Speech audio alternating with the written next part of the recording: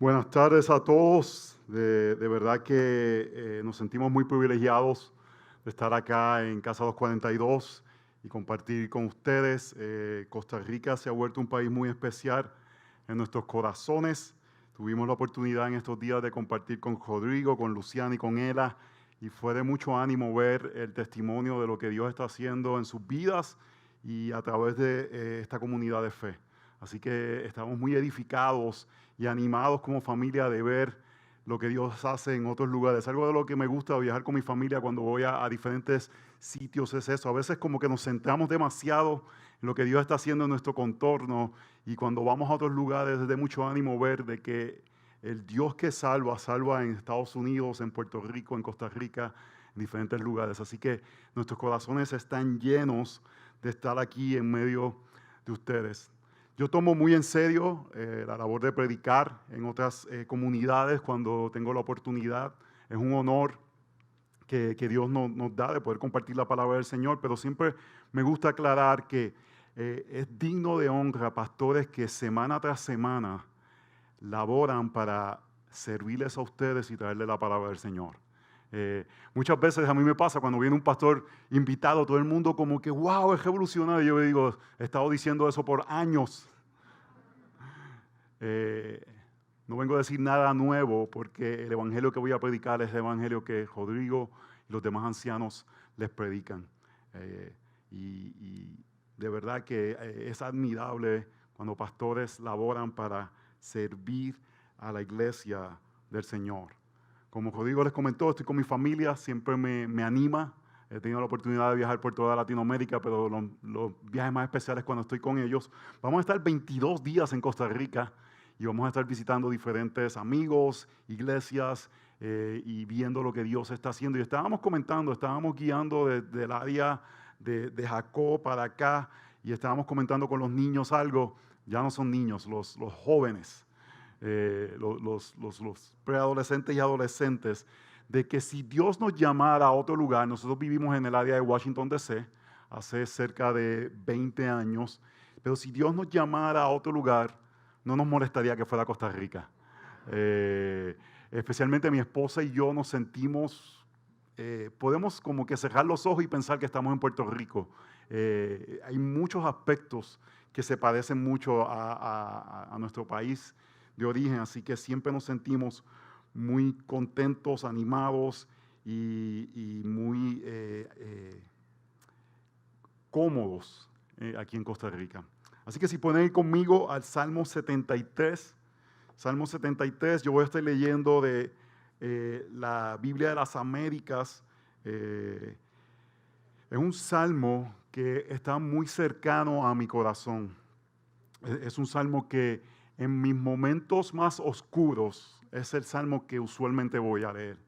En mis momentos que estoy más desanimado, en mis momentos donde pareciera que las cosas no están saliendo como yo quisiera, cuando a veces no entiendo lo que está pasando, el Salmo 73 es un lugar que usualmente voy. El otro es el Salmo 46, pero el Salmo 73 más todavía. Hubo una época muy complicada en nuestro ministerio y como iglesia, y me acuerdo que casi diariamente iba al Salmo 73 para acordarme las verdades que este salmo quiere traer al pueblo de Dios, y no escucharme a mí, sino escuchar la palabra del Señor. Así que voy a leer los últimos 3 versos, 4 versos del Salmo 73. Vamos a orar y vamos a exponer la palabra del Señor. Salmo 73, verso 25, estoy leyendo de la Biblia de las Américas. ¿A quién tengo yo en los cielos sino a ti? Y fuera de ti nada deseo en la tierra. Mi carne y mi corazón pueden desfallecer, pero Dios es la fortaleza de mi corazón y mi porción para siempre. Porque aquí los que están lejos de ti perecerán. Tú has destruido a todos los que te son infieles. Mas para mí, estar cerca de Dios es mi bien. En Dios el Señor he puesto mi refugio para contar todas tus obras. Vamos a orar. Señor, te damos gracias porque tú eres misericordioso y tú eres bondadoso. Y aunque en ocasiones nuestra mente, nuestras emociones, nuestras circunstancias nos quieren hacer pensar o creer o dudar de tu bondad, tú te has revelado en tu palabra como un Dios bondadoso para con tu pueblo. Y queremos que tu palabra abra nuestros corazones, especialmente aquellos en medio nuestro que por diferentes circunstancias que están viviendo, puede ser que haya entrado en su mente la idea de que tú no eres bondadoso. Y que al ver a tu Hijo Jesús en la cruz del Calvario tomando nuestra ira por causa de nuestro pecado, sea suficiente recordatorio de tu bondad. Te pedimos que nos hagas entender, recordar la realidad de que tú prometes estar con tu pueblo cuando tu pueblo se reúne a escuchar tu palabra y que tú estás en este momento y que el Espíritu Santo hace que la persona de Cristo esté en medio del templo que es la iglesia reunida. Te pedimos que no salgamos igual a cómo entramos y creemos en el ministerio del Espíritu Santo que muestra la gloria de Jesús para ser transformados por esa gloriosa realidad. En tu nombre, Jesús, oramos. Amén y amén. Como buen puertorriqueño, hay 3 deportes que dominan en el ámbito de Puerto Rico. Le llamamos las 3 veces: el béisbol, es el baloncesto y es el boxeo. Y como buen puertorriqueño, mi papá, desde temprana edad, él boxeó de joven y me llevaba a carteleras de boxeo, me llevaba a ver boxeo y aprendí a seguir este deporte. Ya no lo veo mucho, pero era algo que puedo entender y mi papá me enseñó a boxear. Y él, una de las cosas que me enseñó y una de las cosas que tú aprendes cuando ves el boxeo, que usualmente el golpe más devastador no es el golpe más fuerte. Un boxeador está entrenado para recibir un golpe. Un boxeador, parte de lo que entrena es eso, para que si le dan un golpe, él pueda recibirlo y absorberlo. Usualmente el golpe más devastador no es el golpe más fuerte, es el golpe que el otro boxeador no lo ve venir. Viene de un ángulo que no espera, parezco que sé boxear, ¿verdad? Viene de un ángulo que no puede verlo y lo toma por sorpresa. Uno de estos boxeadores que uno lo miraba y decía, pero él no es tan fuerte, Manny Pacquiao, más pequeño, pero si ustedes se daban cuenta, lo que tenía Manny Pacquiao era velocidad y dónde los ángulos de los golpes venían. Usualmente en Puerto Rico decían que le daba detrás de la oreja y la persona lo que después está diciendo es, ¿dónde está el camión que me acaba de arrollar?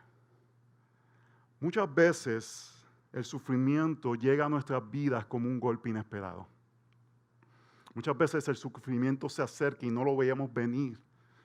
Nuestra vida estaba todo planificado, todo bien, todo se estaba desarrollando como lo estábamos planificando, pero de momento es como un golpe que no vemos venir y nos aturde, nos hace sentir perdidos, abrumados, no sabemos dónde estamos.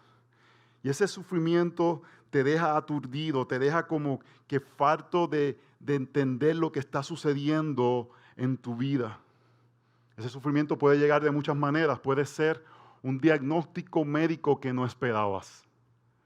Puede ser la rebelión de un hijo que creció en la iglesia. Puede ser que alguien está pecando contra ti sin tú merecerlo. Puede ser dificultades de relaciones, pueden ser problemas con tu pareja, con tu cónyuge. Puede ser una pandemia que no veíamos venir. Y el sufrimiento llega y nos aturde y no sabemos qué pensar. Nuestro mundo cambia. Tu mente es consumida por esa situación y pensamos sobre eso. Y muchas veces el problema es que pensamos muchos y no pensamos claramente. Nos olvidamos de las verdades que están en este libro, que afirman lo que Dios ha prometido para con nosotros, y llegamos al punto de cuestionar la bondad de Dios. Si Dios es soberano y Él lo sabe todo y es todopoderoso, ¿por qué me sucede esto a mí? ¿Por qué Dios permite que esto me suceda? El Salmo 73 es un salmo que presenta este tipo de sufrimiento que no se sabe de dónde viene y no se sabe qué tanto tiempo va a durar. Y el salmista se hacía esta pregunta: ¿por qué el impío prospera y el puro de corazón sufre? No nos hemos hecho esa pregunta. A mí me es de mucho ánimo ver seres humanos que hace miles de años, inspirados por la palabra de Dios, tenían batallas similares a las que nosotros tenemos. Preguntas similares a las que nosotros tenemos. Y el Salmo 73, yo espero que en el día de hoy nos ayude a contestar esta pregunta y que podamos decir algo. Si ustedes se pueden ir con una frase hoy, es esta: en la presencia de Dios experimentamos la bondad de Dios. Si usted se olvida de cualquier cosa que yo diga, yo quiero que se acuerde de esto. Así que voy a repetirlo nuevamente y lo voy a repetir varias veces. Si usted no se acuerda de la ilustración de boxeo, está bien. Si no se acuerda de que yo hablé de mi familia, eso está bien. Pero yo quiero que se acuerde de esto. En la presencia de Dios experimentamos la bondad de Dios.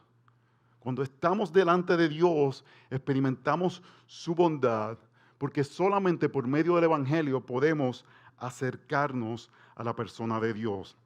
Así que vamos a ir yendo por el Salmo 73. Punto número 1 de 3 puntos que vamos a ver es la bondad de Dios. La bondad de Dios. Verso número 1. Ciertamente Dios es bueno para con Israel, para con los puros de corazón, para los de corazón puro. Él comienza este salmo, el salmista Asaf, con esta declaración. En unos momentos vamos a ver el resto del salmo donde el salmista duda de la bondad de Dios. Y el salmista se pregunta, ¿por qué me está pasando esto? Pero antes que vayamos a ese lugar, porque él sabe que la mayoría de nosotros nos vamos a decir, es verdad lo que él está diciendo. Pero antes que vayamos a ver la duda del salmista, el salmista quiere que nos acordemos de algo constantemente mientras estamos leyendo este salmo. Ese verso número 1 es un recordatorio que no podemos olvidar mientras vamos estudiando todo el salmo. Es como si ustedes estuvieran en la ciudad de Nueva York, en el área de Times Square. Conocen esa área, ¿verdad? Que están todos estos diferentes letreros que tienen luces, y el salmista nos está diciendo, Dios es bueno. Yo voy a decirle mi testimonio.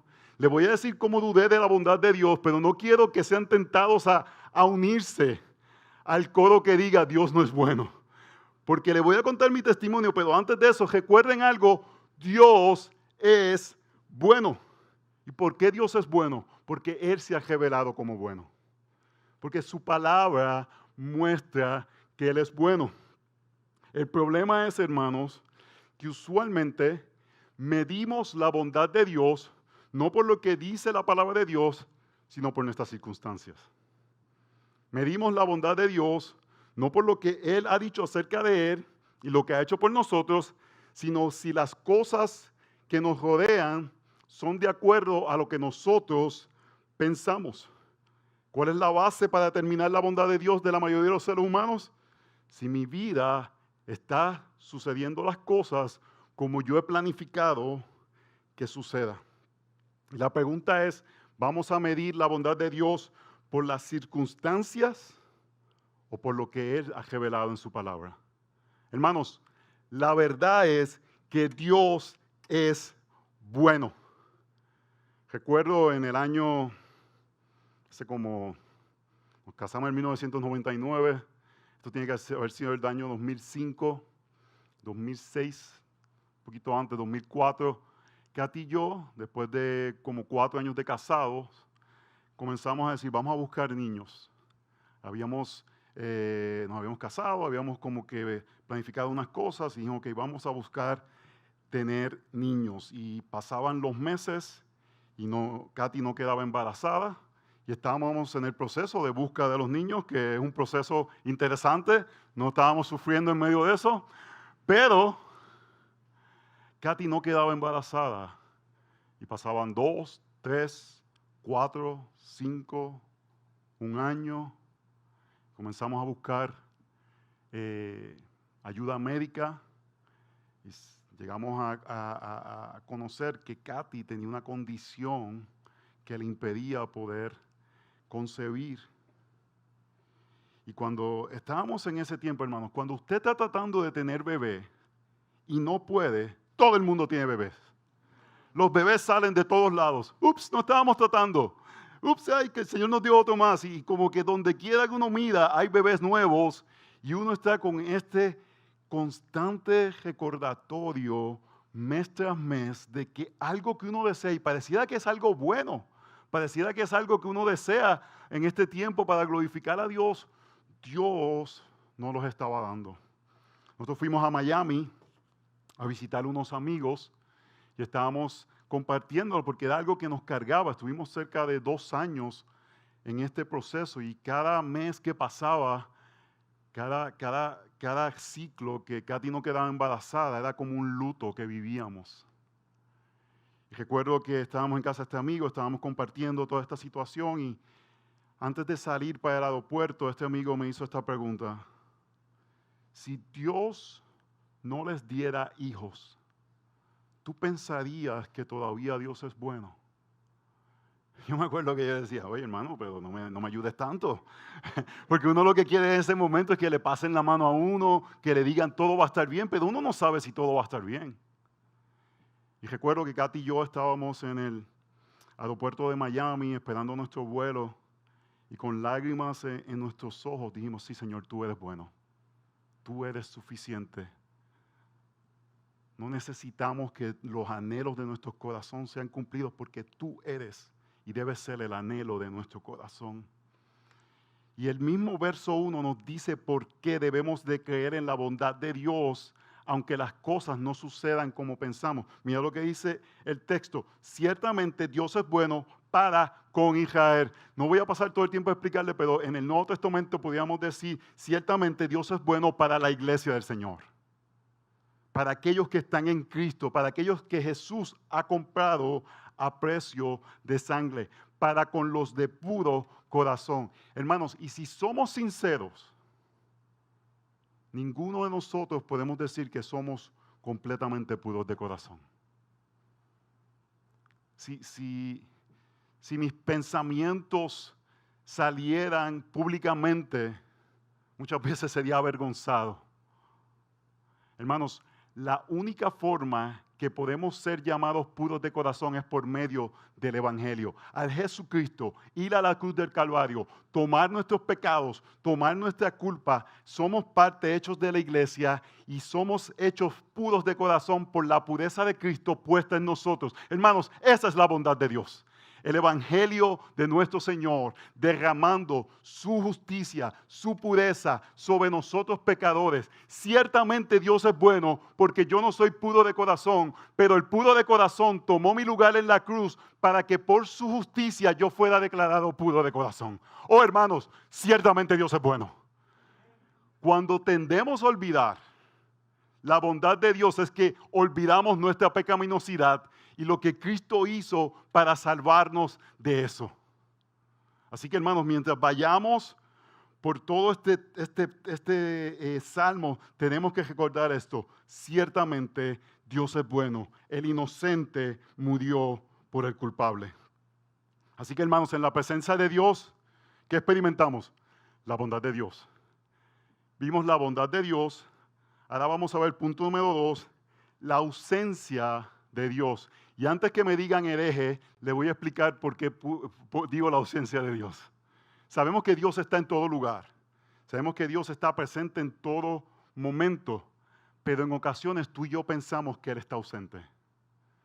No es que Dios está ausente, es que nosotros pensamos que Él está ausente cuando nos centramos en nosotros en lugar de ver la revelación de Dios. Hermanos, Él está en todo lugar, pero usualmente cuando estamos sufriendo, pensamos que Dios nos ha abandonado. Y este salmo es una travesía que nos va a mostrar cómo cuando la persona se olvida de Dios, se olvida de que Dios es bueno, se centra en Él mismo y termina renegando a Dios. Y solamente la presencia de Dios nos puede restaurar el sentido de la realidad de la bondad de Dios. Antes de leer el resto del texto, no sé si a usted le ha pasado que en momentos cuando estamos sufriendo, se siente bien sentirse mal. No sé si me explico lo que quiero decir. Es como un poco que ese sentido de autocompasión se apodera de nosotros y en cierta forma se siente bien sentirse mal. Nos entregamos a ese sentimiento. Nos entregamos a este sentido de que es correcto sentirme de esta forma por lo que estoy viviendo. Pero vamos a ver que cuando hacemos eso, experimentamos o pensamos que Dios está ausente y puede tener un efecto devastador sobre nuestras vidas. Verso número 2. En cuanto a mí, mis pies estuvieron a punto de tropezar. Casi resbalaron mis pasos porque tuve envidia de los arrogantes a ver la prosperidad de los impíos. Porque no hay dolores en su muerte y su cuerpo es robusto. No sufren penalidades como los mortales, ni son azotados como los demás hombres. Por tanto, el orgullo es su collar, el manto de la violencia les cubre, los ojos se les harta de gordura, se desborda su corazón con sus antojos, se mofan y con maldad hablan de opresión, hablan desde su encubrada posición. Contra el cielo han puesto su boca y su lengua se pasea por la tierra. Mira lo que dice el verso 2. En cuanto a mí, mis pies estuvieron a punto de tropezar, casi resbalaron mis pasos. ¿Qué está diciendo él? Yo casi me pierdo. Yo casi, en Puerto Rico hubiésemos dicho, casi me voy para el mundo. Casi abandono la fe. Me fui con la carne. En Puerto Rico teníamos una frase que alguien decía cuando estaba como que abandonando la fe. Estoy en la chuleta, en la carne. Y él está diciendo, yo casi llego a ese momento de renegar la fe, de negar la realidad de la bondad de Dios. ¿Y por qué fue que eso sucedió? El verso 3 nos lo dice claramente, porque tuve envidia de los arrogantes al ver la prosperidad de los impíos. Él comenzó a mirar y comenzó a ver que personas que no servían a Dios le iba bien y él que servía a Dios le iba mal. O él pensaba que le iba mal. ¿No nos pasa eso a nosotros? Que estamos en una situación y comenzamos a mirar y decir, pero mira si ese hijo de pues diablo está bien. Y yo aquí estoy fastidiado. Fastidiado está bien decirlo aquí. Porque a veces uno va a un país y no hay. Y él dice, casi me pierdo. A ellos le va bien y a mí no. Ellos pecan y todo les sale bien. Hermanos, el problema no es que ellos prosperen. El problema es que él está midiendo la bondad de Dios por su experiencia, por sus circunstancias y no por lo que Dios ha hecho por él. En la ausencia de Dios miramos al mundo en lugar de mirar a Dios. Miramos a los impíos en verdad en lugar de fijar nuestra mirada en la bondad de nuestro Dios. Podemos envidiar de diferentes formas. Nosotros no podíamos tener bebés. Y mirábamos y todo el mundo, y la gente con un bebé, ay sí que bueno, me gozo por ti, pero por dentro uno batallando con esa situación. Y déjeme decirle, Dios nos concedió a Joey y a Yaner, Katy pudo quedar embarazada, pero la moraleja de la historia no es que Dios pueda hacer un milagro de abrir el vientre de una mujer. La moraleja de la historia es Dios es digno de oración y Él es bueno, no importando si nos hubiera dado a Joey y Yaner. Quizás tu esposo o esposa no tienen la misma pasión para el Señor que tú tienes y eso te carga, eso te hace complicado tu vida. Y miras otras parejas que pareciera que todo era bien. En el tiempo de Facebook, en el mundo de Facebook, uno mira Facebook y todo el mundo está contento. Todo el mundo está feliz. Mira, hace unos meses estábamos en Hawái, tuvimos la oportunidad de ir a Hawái y estábamos un día subiendo un hike, como una caminata que estábamos yendo. Y ese día yo le digo a los nenes que yo soy o papi silly, que hace muchos chistes y está bromeando, o el papá cantaletero que está regañándolo. Yo no hay nada en el medio. Y ese día yo el papá cantaletero, ellos habían hecho unas cosas y todo el camino, yo diciendo que yo voy a esto, ya no era esto, que llegamos a una vista espectacular, selfie, todo el mundo contento y riéndose. Y uno piensa que la vida de todo el mundo es perfecta o queremos mostrar eso y envidiamos eso. En estos días he visto varios campos de golf. Y antes de ser pastor, antes de ser papá de Joey y Yanel, yo soy ingeniero. y tenía una buena remuneración económica y yo podía ir a jugar golf. Me creía así, fresitas que dicen acá. Me creía fresita yo jugar golf. Y ahora no puedo jugar golf, no tengo las finanzas de jugar golf. Y a veces mi corazón envidia eso.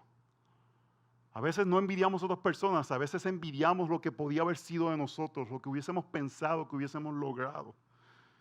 Hermanos, porque no confiamos en la soberanía de Dios y hay falta de contentamiento en nuestros corazones. Y esto causa amargura. Mira cómo le afectó al salmista el hecho de que el impío prosperaba y él no. Verso 10. Por eso el pueblo de Dios vuelve a este lugar y beben las aguas de la abundancia y dicen, ¿cómo lo sabe Dios? Y no hay conocimiento en el Altísimo. He aquí estos son los impíos y siempre desahogados, han aumentado sus riquezas. Ciertamente en vano he guardado puro mi corazón y lavado mis manos en inocencia, pues he sido azotado todo el día y castigado cada mañana. Verso 11, él le echa la culpa a Dios. ¿Y hay conocimiento en el Altísimo? ¿Sabrá Dios lo que yo estoy viviendo? Wow, la arrogancia del ser humano en ocasiones. Me acuerdo de Job cuando Job le cuestionó a Dios y Dios le dijo, párate ahí, yo soy Dios, tú no eres. Verso 13, desde mi perspectiva, es clave porque él se va a esta autocompasión. En Puerto Rico le decimos el ay bendito, pobrecito de mí, y dice, ciertamente en vano he guardado puro mi corazón. Y este es el aspecto que yo entiendo que el salmista tenía incorrectamente.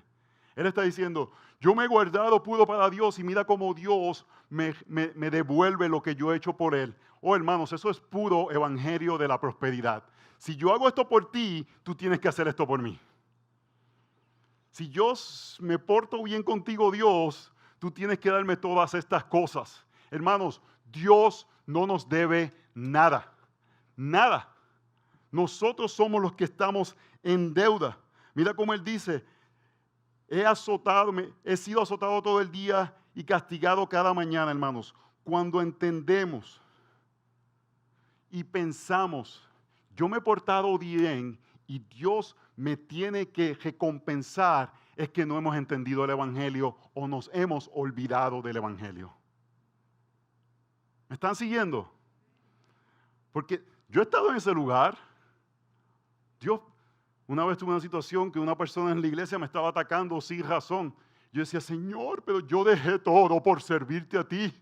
¿Cómo me sucede esto a mí? Oh, hermanos, y era que me había olvidado esta realidad. Que realmente yo no he guardado puro mi corazón. Cristo fue el único que guardó puro su corazón. Y por su pureza, ahora yo soy puro. Y ahora soy aceptado. Y ahora soy recibido. Y no merezco lo que realmente merezco, hermanos. Olvidamos que lo que merecemos es la ira eterna de Dios. Porque todos hemos pecado y merecemos ser destituidos de la presencia de Dios. Pero Dios, que es rico en misericordia, por medio de su Hijo Jesucristo, nos ha perdonado de nuestros pecados y podemos experimentar su cercanía. Oh, hermanos, ninguno de nosotros debemos decir que hemos guardado puro nuestros corazones. Debemos de dar gloria a Dios de que Cristo completamente fue puro y por su pureza entonces podemos acercarnos a Él. Nos dejamos de mirar a nosotros, hermanos, y la solución de este problema está en mirar a Dios. Por este salmo inspirado por Dios, vamos a ver que en el momento del sufrimiento debemos de dejar de mirarnos a nosotros. Hemos visto el fruto de esto. Él se miraba a él, estaba amargado, estaba envidioso, dudaba de la bondad de Dios, pensaba que él había sido perfecto delante de Dios, tenía una visión incorrecta de cómo relacionarse con Dios. Y lo que necesitamos en ese momento, hermanos, cuando estamos padeciendo que estamos alejados, que parece que nuestros pies se están resbalando, más que nunca necesitamos la presencia de Dios. Punto número 3, la presencia de Dios. Recordamos esto, hermanos, en la presencia de Dios experimentamos la bondad de Dios y el salmista nos da la solución de su situación. Está en el verso 17. Esta es la solución, hermanos. Hasta que entré en el santuario de Dios, entonces comprendí el fin de ellos. Vamos a ver que el Salmo va a dar un cambio radical, que lo que el salmista va a estar compartiendo va a ser completamente diferente. Y solamente cambió una cosa: él fue al santuario de Dios, él entró a la presencia de Dios. Nunca este Salmo nos dice que la situación que él estaba viviendo se acabó. Es más, el Salmo no nos dice cuál era la situación que él estaba viviendo. El Salmo nos dice que él estaba sufriendo, el Salmo nos dice que él estaba envidioso, y el Salmo nos dice que su perspectiva cambia cuando él hace algo, cuando va a la presencia de Dios. Por eso este Salmo para mí es tan especial, porque aplica a cualquier situación de sufrimiento donde comenzamos a dejar de mirar a Dios y comenzamos a mirarnos a nosotros. Hace cerca de 7 años o 8 años atrás, y como 25 kilos menos, comencé a correr. Tenía como 39 años, ahora tengo 47. Bueno, cumplo 47 la próxima semana. Yo sé lo que ustedes van a pensar: wow, él se ve más joven. Gracias, se lo agradezco mucho. Pero cuando tenía 39 años comencé a correr. Y mi esposa dice que me convertí como en Forrest Gump. Comencé a correr y nunca paré de correr. Ahora estoy como un poquito más lento, pero continuamos corriendo. Y me fui a entrenar a una media maratón. Fue de las primeras carreras que corrí, media maratón, 13 kilómetros. Y yo estaba muy emocionado por esta media maratón, estaba entrenando, estaba muy, muy animado. Y todo esto estaba sucediendo en uno de los momentos más difíciles de nuestra vida. Estábamos viviendo un problema bien profundo que estaba afectando nuestra familia. Y me acuerdo que justo antes de la carrera, yo le dije a Katy, estamos en el kilómetro, un medio maratón son 21 kilómetros, le dije, estamos como el kilómetro 19. Estamos llegando al final de esta situación que estamos viviendo. Y cuando fui a esta carrera, eran cerca de 30,000 personas corriendo esta carrera en Washington, D.C., y habían personas que corrían el medio maratón y habían personas que iban a correr el maratón completo. Y todos salían a la misma vez. Algunos tenían el letrerito, el bib que le dicen, color azul, y otros los tenían color rojo. Los de color azul, medio maratón; los de color rojo, maratón completo.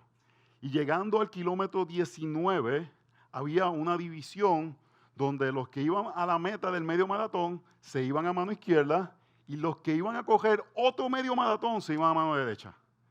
Y era chistoso verlo, porque tú ves a la gente que iban para el medio maratón como que, y los otros así. Porque le quedaba un medio maratón más por correr. Y me acuerdo en ese momento, no fue la voz audible de Dios, no fue que se abrieron los cielos y escuché una voz, pero en ese momento el Espíritu Santo, Dios, habló a mi corazón y me dijo: ¿y qué tal si te queda otro medio maratón? ¿Qué tal si la situación no estás a 2 kilómetros, estás a 15 kilómetros? ¿Qué tal si te estoy llamando a coger un ultramaratón en esta situación? Oh, hermanos, nuestra esperanza nunca debe ser que el problema se va a acabar. Nuestra esperanza es el santuario, es la presencia de Dios, es donde Dios nos da bálsamo, cambia nuestra perspectiva y somos ministrados. Es importante ver la presencia de Dios. Verso 17, hasta que entré en el santuario de Dios. Lo que transformó al salmista no fue que se acabó la situación, no fue que Dios le dio el milagro, no fue que Dios le concedió su petición. Lo que cambió la perspectiva del salmista fue que él vio la presencia del Señor. El santuario es donde Dios habita. En ese tiempo que yo estaba pasando esa situación que yo les comento, para los pastores, los lunes pueden ser un día difícil. No sé si para Rodrigo, pero muchos pastores que yo comparto me dicen que los lunes pueden ser diferentes porque, hermanos, ser pastor es algo que en el cielo no van a haber pastores, porque vamos a tener al pastor de los pastores. Y es algo que es más allá de la capacidad humana. Y muchas veces ser pastor no es dar una charla, es algo espiritual, es algo que lleva todas tus emociones, es algo que tú te sientes pequeño hacerlo. Y los lunes puede ser como que, wow, ese sermón que di, eso no transforma a nadie. Y en medio de situaciones difíciles, uno puede sentirse en la autocompasión. Oren por sus pastores luego del fin de semana. Oren antes, pero oren después también, para que Dios sostenga sus emociones. Y me acuerdo que a veces yo me tiraba en un sofá allí, en casa, allí como que, ay, pobrecito de mí. Y me acuerdo varias veces que Katy bajaba unas escaleras que hay en casa, unas gradas, escaleras o gradas, no sé, diferentes países le dicen diferentes. Y ella me decía, así me miraba y me decía, yo esperaba que ella viniera, ay, papito bendito, ay. Me decía, vete, abre tu Biblia y ponte a orar. Y yo, gracias, mi amor. Busca a Dios. Y usted sabe que a veces en ese momento, no me lo decía tan ruda, pero me lo decía ella muy dulce. En ese momento a veces cuando me decía que buscara la presencia de Dios, dentro de mí decía, no quiero. Porque usted sabe que yo sabía que en la presencia de Dios iba a ser transformado. Yo sabía que esta palabra no iba a tornar atrás vacía. Yo sabía que si abría las verdades del Evangelio, iban a transformar mi corazón. Porque si soy redimido, la verdad del Evangelio tiene que tener efecto en mí. Y en verdad se sentía en ocasiones que quería sentirme mal. Y estaba en esa esquina y me negaba. Yo me acuerdo ahí negándome como que, no quiero oír la Biblia. Hasta que oía la palabra del Señor. Hasta que iba al santuario de Dios. Oh, hermanos, yo quiero que entiendan algo. Ir al santuario de Dios es la bondad de Dios. Porque se supone que ante la presencia de Dios seamos consumidos. Pero solamente por la bondad del Evangelio podemos acercarnos, dice el libro de los Hebreos, confiadamente. Hermanos, eso es escandaloso. Que seres pecadores podamos confiadamente acercarnos a la presencia de un Dios santo. Pero porque Jesús recibió nuestro castigo, podemos confiadamente ir al santuario de Dios, a donde Dios habita, para recibir el consuelo necesario y que nuestra perspectiva pueda ser transformada y no olvidar que Dios es bueno. ¿Cómo se ve el santuario de Dios en este tiempo, en la eternidad? De la eternidad. Dios ha habitado en el jardín del Edén. Un santuario, un templo es donde Dios va a relacionarse con un ser humano. Dios ha habitado en el templo, en el tabernáculo. Dios habitó en la tierra por medio de la persona de Jesús. Pero ¿cómo ahora en la iglesia, luego de la partida de Jesús y esperamos su regreso, dónde es el lugar que experimentamos el santuario de Dios, hermanos? Y el lugar donde Dios se revela más claramente a su pueblo es este lugar, donde el cuerpo de Cristo como templo se recibe a escuchar la palabra de Dios predicada por hombres imperfectos que predican el perfecto evangelio. Así que cuando estamos en ese lugar donde en ocasiones pensamos que Dios está ausente, nuestra tendencia es decir, no voy a ir a la iglesia. Es cuando más necesitamos ir a escuchar la verdad del evangelio para que podamos ver Dios es bueno. Oh, hermanos, el estar aquí es prueba de la bondad de Dios, de que Dios ha abierto nuestros ojos que estaban ciegos a las verdades de la gloria de Jesús y podamos ver que Él es glorioso, que Él es dulce, que Él es superior a todas las cosas. Y cuando escuchamos esas verdades en medio de situaciones difíciles, que no quiero minimizar, que el sufrimiento es real, que la situación duele realmente, pero necesitamos en esos momentos que nuestra vista se salga de eso y se fija la realidad de que nuestro mayor problema ha sido resuelto, el problema de una eternidad recibiendo la ira de Dios, y en la cruz del Calvario, completa y definitivamente, Jesús resolvió ese problema. Y eso debe traer aliento, y eso debe traer gozo al creyente. Mira lo que sucede. En el santuario de Dios dice, entonces comprendí el fin de ellos. ¿Quiénes son ellos? Los impíos. Su perspectiva cambió. Él los envidiaba y ahora comprende el fin de ellos. No sé si a ustedes les sucede. Yo ahora a los 47 mismo. Yo ni me sé qué edad yo tengo ya. 46, voy a cumplir 47. Yo no quiero nada que me dé ansiedad. Yo no quiero nada que yo traiga ansiedad yo solo a mi vida. Yo quiero, bastante uno tiene con pandemia, con cosas, pero a uno de mis hijos le gusta películas algunas de acción o de estos superhéroes. Y yo no estoy para ver si va a morir el X-Man o va a morir el Iron Man o si va a sobrevivir. Yo no tengo la capacidad emocional de invertir en eso. Pero si voy a ver la película con él, yo lo que hago es que voy a Wikipedia, miro lo que va a pasar en la película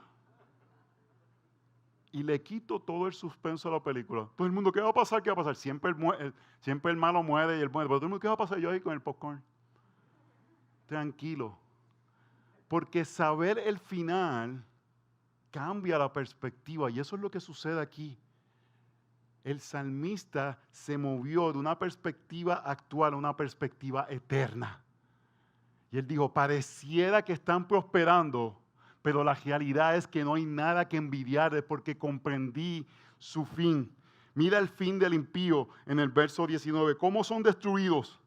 En un momento son totalmente consumidos por terrores repentinos, como un sueño del que despierta. Oh Señor, cuando te levantes, despreciarás su apariencia. Oh hermanos, yo no puedo pensar nada peor que un ser humano pueda experimentar en toda su vida que ser despreciado por Dios. Y eso es lo que este texto dice. Que en un momento sus vidas parecen perfectas, pero van a ser despreciados por Dios. Y eso sería nuestro fin si no fuera por el Evangelio de Jesucristo. Donde somos no solamente aceptados, somos hechos partes de la familia de Dios. Hermanos, y en la presencia de Dios, ya terminando, vamos a ver dos cosas.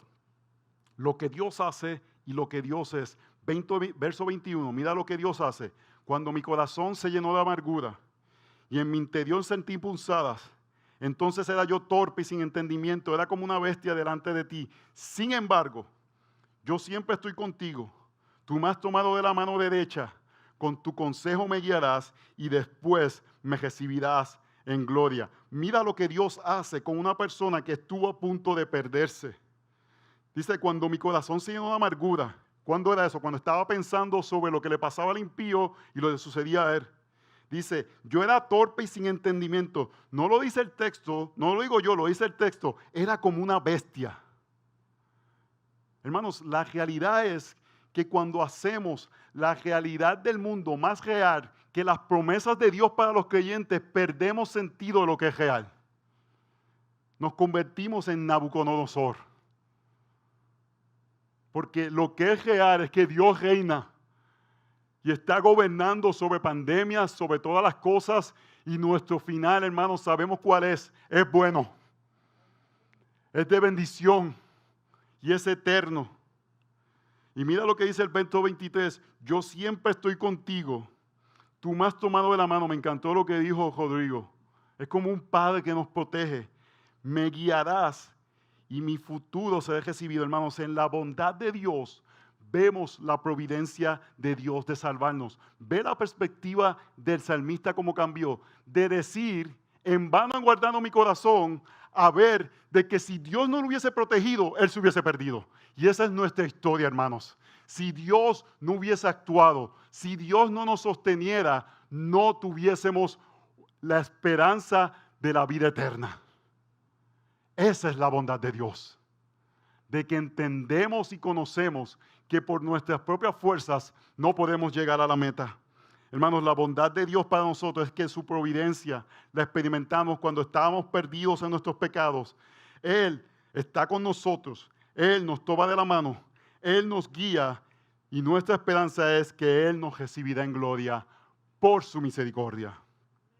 Pero en la presencia de Dios, hermanos, no solamente vemos lo que Dios hace, que es algo maravilloso, es salvarnos, es permitirnos llegar a la vida eterna, pero nos damos cuenta de lo que Dios es, y es aquello más preciado. Verso 25. ¿A quién tengo yo en los cielos sino a ti? Y fuera de ti nada deseo en la tierra. Mi carne y mi corazón puede desfallecer, pero Dios es la fortaleza de mi corazón y mi porción para siempre. Hermanos, en la presencia de Dios nos damos cuenta que si no tenemos a Dios, no tenemos nada, pero si tenemos a Dios, lo tenemos todo. Él es la perla de gran precio. Él es el tesoro guardado. Él es lo que anhela nuestras almas, hermanos. Mira lo que dice. Pero Dios es la fortaleza de mi corazón y mi porción para siempre. ¿Qué es una porción? Es como una herencia. Pero es más que una herencia. Cuando usted piensa en una herencia, usted piensa quizás en un pequeño parcela o terreno o un lugar que su papá tenía, su papá falleció y le toca un pedazo de esa parcela y le toca quizás un dinerito de una cuenta de ahorro. Pero para la mayoría de nosotros, no sé si acaba alguien que pueda, pero la mayoría de nosotros, si recibimos algún tipo de herencia, no va a cambiar mucho nuestro estilo de vida. Quizás nos ayuda con algo aquí y allá, pero no es algo que necesitamos. En el tiempo bíblico, una porción era aquello que pasaba de generación en generación para proteger la familia. Si la familia eran de carpinteros, ellos cuidaban esas herramientas con sus vidas, porque si robaban esas herramientas, no es que iban a la ferretería a comprar otras. O si es la familia de un pastor, ¿por qué usted cree que muestra que David estaba dispuesto a pelear con un oso por salvar una oveja? No era solamente la oveja, es que si el oso se comía las ovejas, ellos iban a morir. Y el pastor tenía que cuidar esas ovejas porque esa era la porción que iba a permitir que esa familia subsidiera por generación tras generación tras generación. Una porción es algo que es necesario para tú vivir, ese oxígeno. Y él está diciendo el salmista, Dios, tú eres eso. Tú eres lo que yo necesito. No necesito vida cómoda, no necesito que todas las cosas en mi vida se ajusten a mis necesidades. No necesito una vida fácil, no necesito una vida con riqueza. Necesito solamente a Dios. Solo Él puede satisfacerme. Y el salmista termina con un contraste muy diferente a lo que presentaba al principio del Salmo. Al principio del Salmo decía que envidiaba a los impíos. Mira el contraste que muestra en el verso 27. Porque aquí los que están lejos de ti perecerán. Tú has destruido a todos los que te son infieles. Más para mí estar cerca de Dios es mi bien. En Dios el Señor he puesto mi refugio para contar todas tus obras. ¿Ve el contraste? Ellos están lejos, Él está cerca. Ellos tienen muerte, Él experimenta bondad. Ellos tienen destrucción, Él tiene refugio. Oh hermanos, quizás estamos aquí hoy y hemos recibido ese golpe que no estábamos esperando. Quizás realmente estás viviendo un tiempo difícil y yo sé que el corazón de esta comunidad y de los pastores de apoyarte, de caminar contigo, no queremos minimizar la realidad de que puedes estar sufriendo en este momento. Pero más importante de que tu sufrimiento termine es que puedas entender que Dios ha sido bueno para contigo, no importando tus circunstancias. Porque Dios ha mostrado su bondad en la cruz del Calvario hace 2000 años cuando el justo murió por el injusto. Y cuando entendemos eso, podemos unir nuestras voces con la voz del salmista que dice, ¿a quién tengo yo en los cielos sino a ti? Y fuera de ti, nada deseo en la tierra. Así que si tú estás en el kilómetro 21, estás en el kilómetro 42 o estás corriendo un ultramaratón, la realidad del caso es que solamente en la presencia de Dios puedes experimentar la bondad de Dios. Y mi oración es que podamos en la presencia de Dios ser restaurados a entender que Él es bueno, que Él está con nosotros y que Él tiene un buen futuro para cada uno de sus hijos.